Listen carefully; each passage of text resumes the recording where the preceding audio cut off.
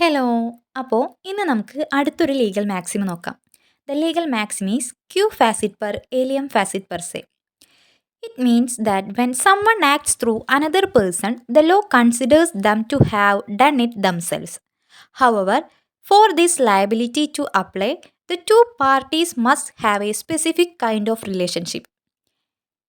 ഈ ഒരു മാക്സിം എന്ന് പറയുന്നത് ഒരാൾ ചെയ്യുന്ന കാര്യം അത് മറ്റേ ആളിലൂടെയാണ് ചെയ്യുന്നത് എങ്കിൽ ആ ഒരു ആക്റ്റിൽ അയാളും ലയബിൾ ആയിരിക്കും എന്നാണ് പറയുന്നത്. ഫോർ എക്സാമ്പിൾ, ഞാൻ ചെയ്യേണ്ട കാര്യങ്ങളിൽ ഞാൻ വേറൊരാളെ ഏൽപ്പിക്കുകയാണ്. അപ്പോൾ അയാൾ ചെയ്യുന്ന എല്ലാ കാര്യങ്ങളും ഞാൻ ചെയ്തതായിട്ട് തന്നെ കണക്കാക്കും. ഇപ്പോൾ ഞാൻ പറയുകയാണ് ഒരാളോട്, ഞാൻ ബി എന്ന് പറയുന്ന ഒരാളെ ഏൽപ്പിക്കുകയാണ്. എനിക്ക് കുറച്ച് സ്ഥലമുണ്ട്, ഒരു റബ്ബർ തോട്ടമാണ്.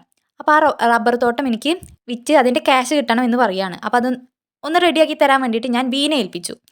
അങ്ങനെ ഞാൻ ആ ഒരു കാര്യങ്ങളിലൊന്നും ഇടപെട്ടില്ല. അങ്ങനെ ബി ആണ് എല്ലാ കാര്യങ്ങളും ചെയ്തിട്ട് ആ ഒരു പ്രോപ്പർട്ടിയുടെ എല്ലാ കാര്യങ്ങളും ഡീൽ ചെയ്തത് ബി ആണ്. അപ്പോൾ ഇവിടെ എന്താണ്, ആ ബി ചെയ്ത എല്ലാ കാര്യങ്ങളും എൻ്റെ ഭാഗത്തു നിന്ന് തന്നെയാണ് ഉണ്ടായത്. എൻ്റെ ഡയറക്റ്റ് ഇൻഫ്ലുവൻസ് അവിടെ ഉണ്ടായിട്ടില്ലെങ്കിലും ബി ചെയ്തതെല്ലാം ഞാൻ ചെയ്തതായിട്ട് തന്നെയാണ് കണക്കാക്കണത്. ഇനി നമുക്ക് the examples of this kind of liability include എന്തൊക്കെയാണെന്ന് നോക്കാം. The responsibility of A principal for their agents action. എന്താണ്, ഒരു പ്രിൻസിപ്പളിന് അയാളുടെ ഏജൻറ്റിൻ്റെ ആക്ഷൻസൊക്കെ അയാൾ ലയബിൾ ആയിരിക്കും, അല്ലെങ്കിൽ അയാൾ റെസ്പോൺസിബിൾ ആയിരിക്കും എന്ന് പറയുന്നു.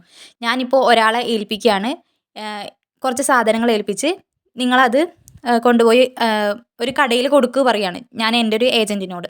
അപ്പോൾ അയാൾ ആ കൊണ്ടുപോകുന്ന ടൈമിൽ ആ ഒരു സാധനത്തിന് എന്തെങ്കിലും കേടുപാടോ അങ്ങനെ എന്തെങ്കിലും പറ്റി, അല്ലെങ്കിൽ എന്തെങ്കിലും മിസ്റ്റേക്ക് പറ്റിയാൽ ആ ഏജൻറ്റ് ചെയ്യണ എല്ലാ ആക്ഷൻസിനും അവിടെ പ്രിൻസിപ്പളായിട്ടുള്ള ഞാൻ എന്താണ്, ലയബിൾ ആയിരിക്കും.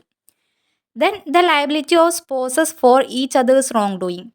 സ്പൗസസിൻ്റെ ലയബിലിറ്റി, ഹസ്ബൻഡ് ചെയ്യണ എല്ലാ കാര്യങ്ങൾക്കും വൈഫ് ലയബിൾ ആയിരിക്കും, അതുപോലെ വൈഫിൻ്റെ എല്ലാ കാര്യങ്ങൾക്കും ഹസ്ബൻഡ് ലയബിൾ ആയിരിക്കും എന്നാണ് ഇതിൽ പറയുന്നത്. Then the liability of an employer for their employees misconduct. Employee അയാളുടെ ഡ്യൂറിങ് ദ എംപ്ലോയ്മെൻറ്റിൽ എന്തെങ്കിലും മിസ്കണ്ടക്റ്റ് ചെയ്തിട്ടുണ്ടെങ്കിൽ അതിൽ എംപ്ലോയർ ലയബിൾ ആവും എന്നാണ് ഈ ഒരു മാക്സിം വെച്ചിട്ട് നമ്മൾ പറയുന്നത്. അപ്പോൾ ഈ ഒരു മാക്സിമിൽ നമ്മൾ മെയിനായിട്ട് പറയുന്നത് one who has done an act through another will be deemed to have done it himself. ഒരാൾ ചെയ്യുന്ന കാര്യം മറ്റൊരാളിലൂടെയാണ് ചെയ്യുന്നതെങ്കിൽ ആ ആൾ തന്നെ അതിൽ ഡയറക്റ്റായിട്ടുള്ള ഇൻഫ്ലുവൻസ് ഉണ്ടായിട്ടുണ്ട് അതിൽ, അപ്പോൾ അയാൾ ചെയ്തതായിട്ട് കണക്കാക്കും. ഇതാണ് ഈ ഒരു മാക്സിം വെച്ചിട്ട് നമ്മൾ പറയുന്നത്. ഇനി ഇതിൽ വരുന്ന രണ്ട് കേസ് ലോസ് ആണ് HE Nasar Abdullah Hussain versus DY city and state of Rajasthan versus Vidyavati. ഇതിലെ ഫസ്റ്റ് കേസ് നമുക്ക് നോക്കാം. HE Nasar Abdullah Hussain versus DY city. ഈ ഒരു കേസിൽ ഈ പ്ലെയിൻറ്റിഫ് എന്ന് പറയുന്ന ആളുണ്ടല്ലോ, ഇയാൾ ഒരു കുതിരപ്പന്തയത്തിൻ്റെ കുതിരകളെ ട്രെയിൻ ചെയ്യിക്കുന്ന ഒരാളാണ്. അങ്ങനെ ഇയാൾ കുതിരകളെ ട്രെയിൻ ചെയ്യിക്കാൻ വേണ്ടിയിട്ട് കുതിരകളെ വാങ്ങും, അങ്ങനെ അവരുടെ നിന്ന് ക്യാഷും വാങ്ങാറുണ്ട്. അപ്പോൾ ഇയാൾ ഈ ക്യാഷ് വാങ്ങുന്ന ടൈമിൽ ഇയാൾക്ക് ഇൻകം ടാക്സിൽ ക്യാഷ് അടയ്ക്കൊക്കെ വേണ്ടി വരും. അയാളൊരു ഫാം പോലെയാണ് ഈ ഒരു സംഭവം നടത്തുന്നത്. അപ്പോൾ അങ്ങനെ ഒരു സമയത്ത് അയാൾക്ക് ഇതിൽ ഭയങ്കര ലോസ് സംഭവിച്ചു. അപ്പോൾ അവർ ഇൻകം ടാക്സിൽ പറയുകയാണ് എനിക്ക് റിഡക്ഷൻ വേണം, ഇതിൽ നിന്ന് കുറച്ച് എമൗണ്ട് കുറച്ച് തരണം, ഞാൻ ടാക്സ് അടയ്ക്കണമെന്ന് പറഞ്ഞിട്ട് അയാൾ ഒരു അപ്ലിക്കേഷൻ കൊടുക്കുകയാണ്.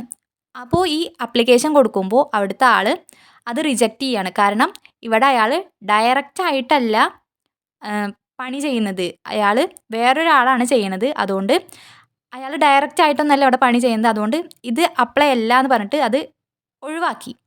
പക്ഷേ ഇയാൾ പിന്നെയും കേസിന് പോയപ്പോൾ കോർട്ട് പറഞ്ഞു ഈ ഒരു മാക്സിം ക്യൂ ഫാസിറ്റ് പെർ ഏലിയം ഫാസിറ്റ് പെർ സെ എന്ന മാക്സിം വെച്ചിട്ട് അയാളുടെ ഫാമായിട്ടുള്ള ബിൻ ഹുസൈൻ സ്റ്റഡ് ഫാം എന്ന ഒരു ഫാമാണ് ഈ ഒരു കുതിരകളെയൊക്കെ ട്രെയിൻ ചെയ്യിക്കുന്നത്. അപ്പോൾ ഇയാൾ ചെയ്തതായിട്ട് തന്നെയാണ് കണക്കാക്കുക, അയാളുടെ ഫാമാണ്. അപ്പോൾ ഒരു ഏജൻറ്റ് പോലെയല്ലേ ഈ ഒരു ഫാമും. അപ്പോൾ ഈ ഒരു ഹുസൈൻ എന്ന് പറഞ്ഞ ആളുടെ ഫാം എന്ന് പറയുന്നത് അയാൾ നേരിട്ട് ചെയ്യണത് പോലെ തന്നെ കണക്കാക്കും. അതുകൊണ്ട് അയാൾ ചെയ്യണതായിട്ട് തന്നെയാണ് കണക്കാക്കുക.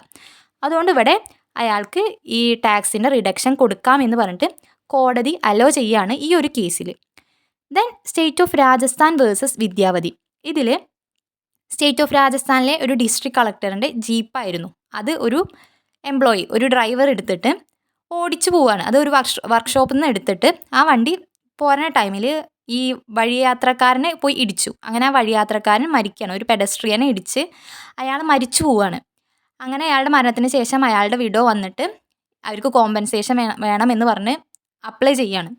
ഈ ഒരു ടൈമിൽ കോർട്ട് ഈ ഒരു മാക്സിമായിട്ടുള്ള ക്യൂ ഫാസിറ്റ് പെർ ഏലിയം ഫാസിറ്റ് പെർ സെ യൂസ് ചെയ്തിട്ട് ഈ സ്റ്റേറ്റ് ഓഫ് രാജസ്ഥാൻ്റെ എംപ്ലോയി തന്നെയാണല്ലോ ഈ ഡ്രൈവറും, അങ്ങനെ ഇവിടെ സ്റ്റേറ്റ് ലയബിൾ ആണ് എന്ന് പറഞ്ഞ് വരികയാണ്. ഇതാണ് ഈ ഒരു മാക്സിമിൽ വരുന്നത്. അപ്പോൾ ഈ ക്യൂ ഫാസിറ്റ് പെർ ഏലിയം ഫാസിറ്റ് പെർ സെ എന്ന് പറഞ്ഞാൽ എന്താണ് നമുക്ക് സിമ്പിളായിട്ട് പറയുകയാണെങ്കിൽ one who has done an act through another will be deemed to have done it himself. ഒരാൾ മറ്റൊരാളിലൂടെയാണ് ആ കാര്യം ചെയ്യുന്നത് അല്ലെങ്കിൽ ആ പ്രവൃത്തി ചെയ്യുന്നതെങ്കിൽ ആ മറ്റൊരാൾ ചെയ്യുന്ന പ്രവൃത്തി നമ്മൾ ചെയ്യുന്നതായിട്ട് തന്നെ കൺസിഡർ ചെയ്യും. നമ്മൾ എന്നല്ല, വേറൊരാൾ ചെയ്യുകയാണെങ്കിൽ അയാൾ ചെയ്തതായിട്ട് തന്നെ കൺസിഡർ ചെയ്യും. ഇതാണ് ക്യൂ ഫാസിറ്റ് പെർ ഏലിയം ഫാസിറ്റ് പെർ സെ എന്ന് ഉദ്ദേശിക്കുന്നത്.